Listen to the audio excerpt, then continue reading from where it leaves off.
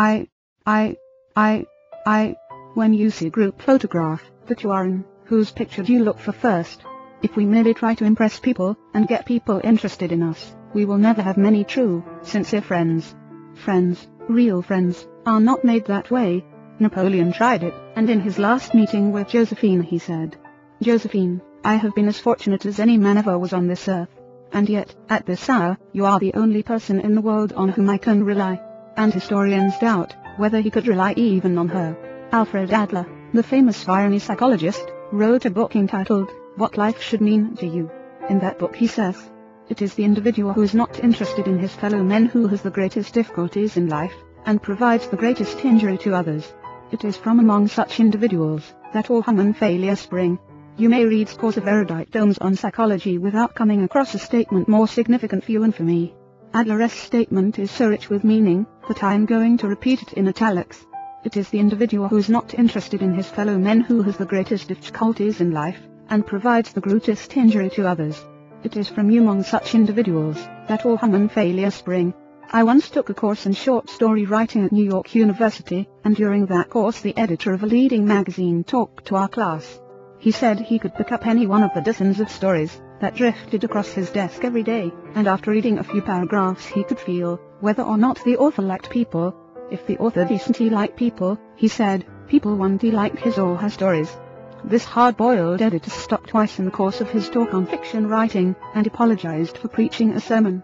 "I am telling you," he said, "the same things your preacher would tell you, but remember, you have to be interested in people if you want to be a successful writer of stories.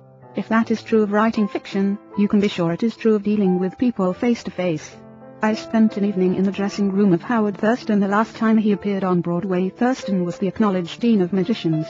For 40 years he had traveled all over the world, time and again, creating illusions, mystifying audiences, and making people gasp with astonishment. More than 60 million people had paid admission to his show, and he had made almost $2 million in profit. I asked Mr. Thurston to tell me the secret of his success. His schooling certainly had nothing to do with it, for he ran away from home as a small boy, became a hobo, rode in boxcars, slept in haystacks, begged his food from door to door, and learned to read by looking out of boxcars at signs along the railway. Did he have a superior knowledge of magic? No, he told me hundreds of books had been written about legerdemain, and scores of people knew as much about it as he did. But he had two things that the others didn't have. First, he had the ability to put his personality across the footlights. He was a master showman. He knew human nature. Everything he did, every gesture, every intonation of his voice, every lifting of an eyebrow, had been carefully rehearsed in advance, and his actions were timed to split seconds. But, in addition to that, Thurston had a genuine interest in people. He told me that many magicians would look at the audience and say to themselves, "Well, there is a bunch of suckers out there, a bunch of hicks. I'll fool them all right." But Thurston's method was totally different. He told me that every time he went on stage he said to himself, "I am grateful, because these people come to see me, they make it possible for me to make my living in a very agreeable way. I am going to give them the very best I possibly can."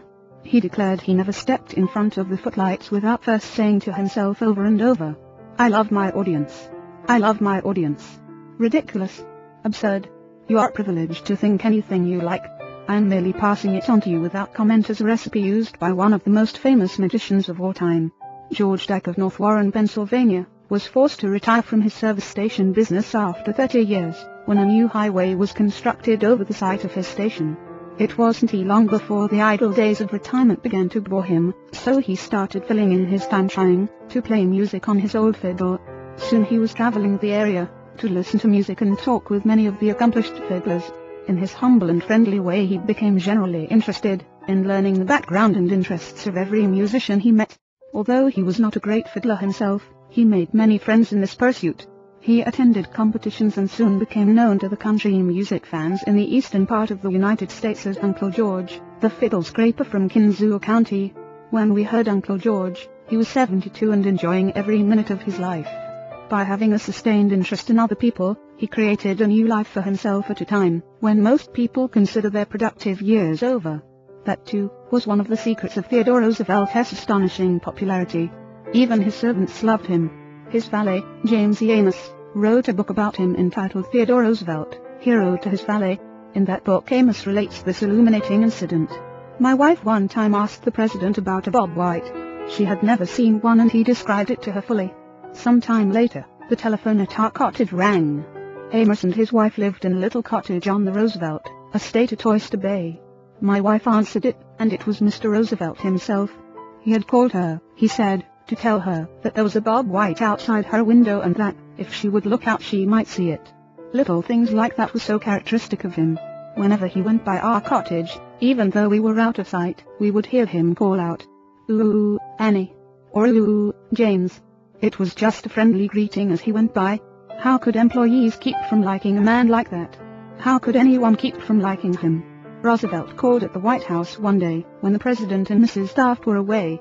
His honest liking for humble people was shown by the fact that he greeted all the old White House servants by name, even the scullery maids.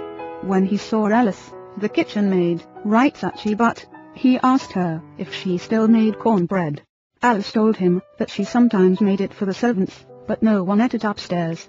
Quote, "They show bad taste," Roosevelt boomed, "and I'll tell the president so when I see him."